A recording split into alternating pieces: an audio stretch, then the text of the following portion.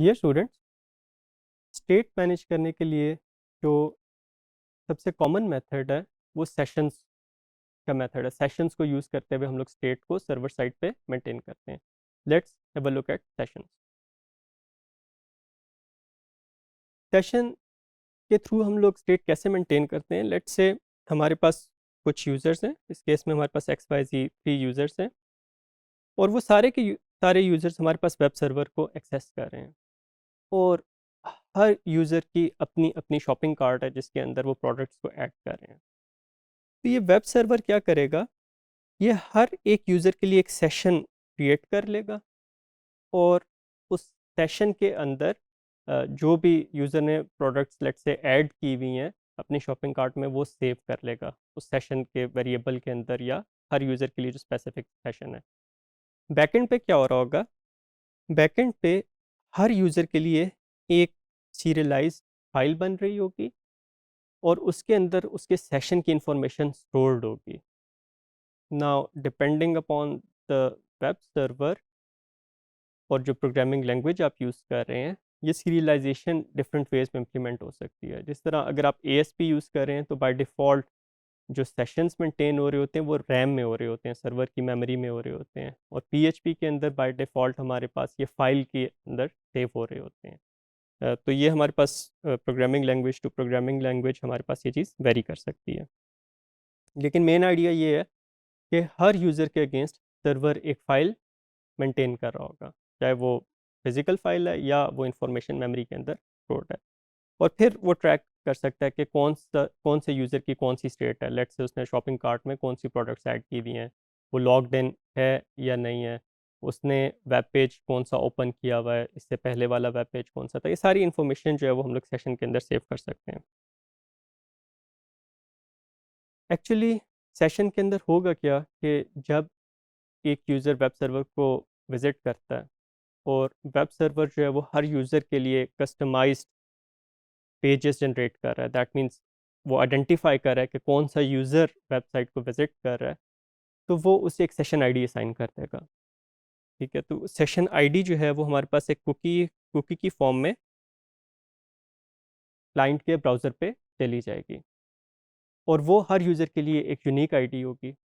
अब जब यूज़र सब सीक्वेंट रिक्वेस्ट भेजेगा सर्वर को, तो ये सेशन आईडी भी उन रिक्वेस्ट के साथ आ रही होगी और फिर इन रिक्वेस्ट की बेस पे सर्वर ये आइडेंटिफाई कर लेगा कि ये रिक्वेस्ट कौन से यूज़र की तरफ से आ रही है। तो इसके अंदर जो मेन रोल होता है वो हमारे पास इस यूनिक सेशन आईडी का होता है, जो सर्वर मैनेज कर रहा होता है।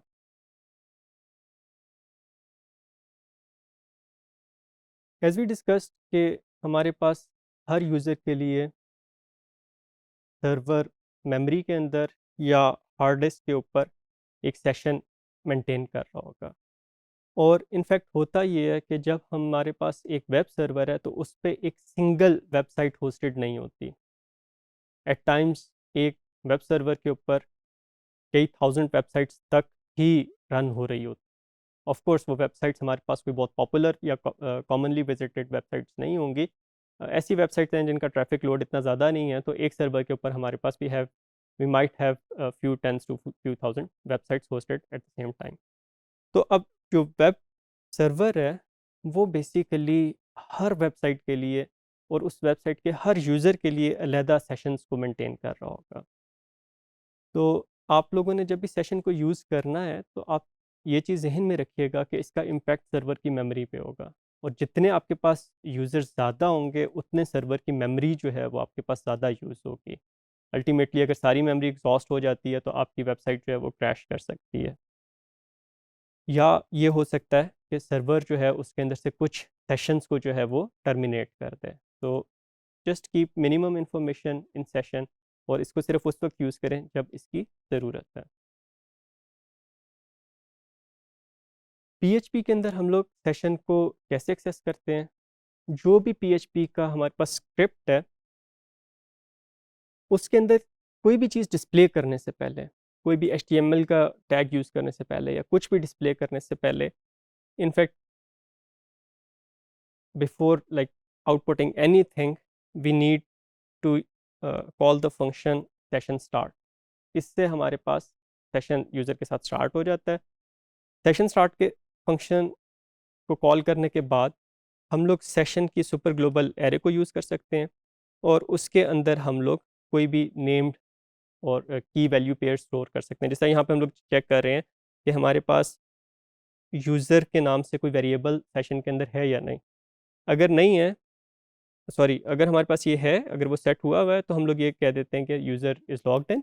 और अगर हमारे पास वो सेट नहीं हुआ हुआ तो हम लोग ये आइडेंटिफाई कर सकते हैं कि यूज़र अभी लॉगिन नहीं हुआ हुआ, that means it might be a guest user.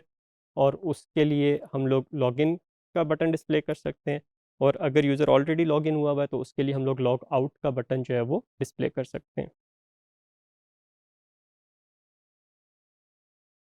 इसको सेशन को हम लोग मल्टीपल पर्पसेस के लिए यूज़ कर सकते हैं। जिस तरह अगर एक शॉपिंग की वेबसाइट है, उसके अंदर शॉपिंग कार्ट मेंटेन करनी है, तो शॉपिंग कार्ट को आप उसकी इन्फॉर्मेशन एक सेशन के अंदर मेंटेन कर सकते हैं और उसके अंदर ये आप इन्फॉर्मेशन रख सकते हैं कि यूज़र ने कौन कौन सी प्रोडक्ट्स अपनी कार्ट के अंदर ऐड की हुई हैं। उसके लिए हम लोग क्या करेंगे कि सेशन को स्टार्ट करेंगे।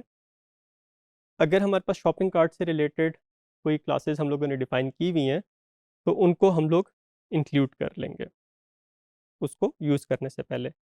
फिर हम लोग देखते हैं कि सेशन के अंदर हमारे पास कार्ट टाइप का वेरिएबल है या नहीं। अगर हमारे पास वेरिएबल नहीं है तो हम लोग एक शॉपिंग कार्ट की ऑब्जेक्ट क्रिएट करते हैं और उसे सेशन में सेव कर देते हैं। और फिर उसके बाद हम लोग उस उस कार्ट को सब सीक्वेंट जो हमारी बिजनेस लॉजिक है या जो डिफरेंट पेजेस हैं उनके ऊपर हम लोग यूज़ कर सकते हैं।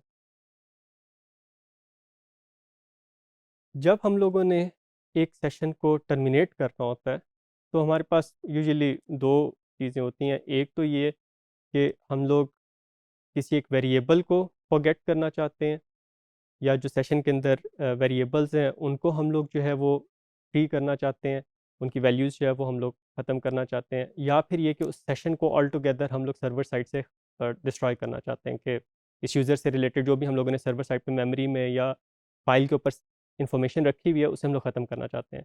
तो अगर हम लोग वेरिएबल्स को फ्री करना चाहते हैं तो हमारे पास सेशन अंडरस्कोर अनसेट का फंक्शन है। ये फंक्शन क्या करेगा कि जिस तरह अगर आपके पास कार्ड का वेरिएबल है या यूज़र का वेरिएबल है तो उसको मेमोरी से फ्री कर देगा। और फिर अगर हम लोग पूरे सेशन को ख़त्म करना चाहते हैं, यूज़र की जो इन्फॉर्मेशन है वो हम लोग सर्वर साइड पे उसकी स्टेट मेंटेन नहीं करना चाहते, तो फिर हम लोग सेशन अंडरस्कोर डिस्ट्रॉय का फंक्शन कॉल करेंगे।